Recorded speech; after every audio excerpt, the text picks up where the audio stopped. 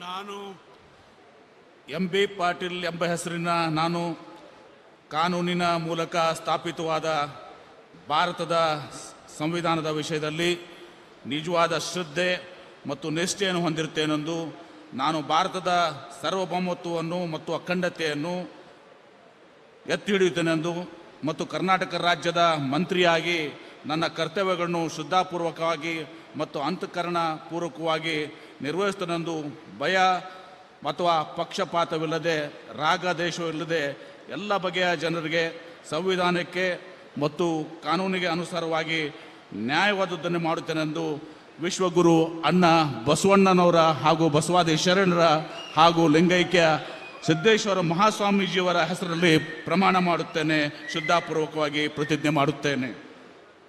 ನಾನು ಎಂ.ಬಿ. ಪಾಟೀಲ್ ಎಂಬ ಹೆಸರಿನ ನಾನು ಕರ್ನಾಟಕ ರಾಜ್ಯದ ಮಂತ್ರಿಯಾಗಿ ನನ್ನ ಪರ್ಯಾಲೋಚನೆಗೆ ತರಲಾಗುವ ಅಥವಾ ನನಗೆ ತಿಳಿದು ಬರುವ ಯಾವುದೇ ವಿಷಯವನ್ನು ರಾಜ್ಯದ ಮಂತ್ರಿಯಾಗಿ ನನ್ನ ಕರ್ತವ್ಯಗಳ ಯುಕ್ತ ನಿರ್ವಹಣೆಗೆ ಅಗತ್ಯವಾಗಬಹುದಾದ ಸಂದರ್ಭದಲ್ಲದೆ ಅನ್ಯಥಾ ಯಾರೇ ವ್ಯಕ್ತಿಗೆ ಅಥವಾ ವ್ಯಕ್ತಿಗಳಿಗೆ ಪ್ರತ್ಯಕ್ಷವಾಗಿ ಅಥವಾ ಪರೋಕ್ಷವಾಗಿ ತಿಳಿಸುವುದಿಲ್ಲ ಅಥವಾ ಬಹಿರಂಗಪಡಿಸಲು ಎಂದು ವಿಶ್ವಗುರು ಅಣ್ಣ ಬಸವಣ್ಣನವರ ಹಾಗೂ ಬಸವಾದಿ ಶರಣರ ಮತ್ತು ಶ್ರೀ ಪರಮಪೂಜ್ಯ ಸಿದ್ದೇಶ್ವರ ಮಹಾಸ್ವಾಮೀಜಿಯವರ ಹೆಸರಿನಲ್ಲಿ ಪ್ರಮಾಣ ಮಾಡುತ್ತೇನೆ, ಶ್ರದ್ಧಾಪೂರ್ವಕವಾಗಿ ಪ್ರತಿಜ್ಞೆ ಮಾಡುತ್ತೇನೆ.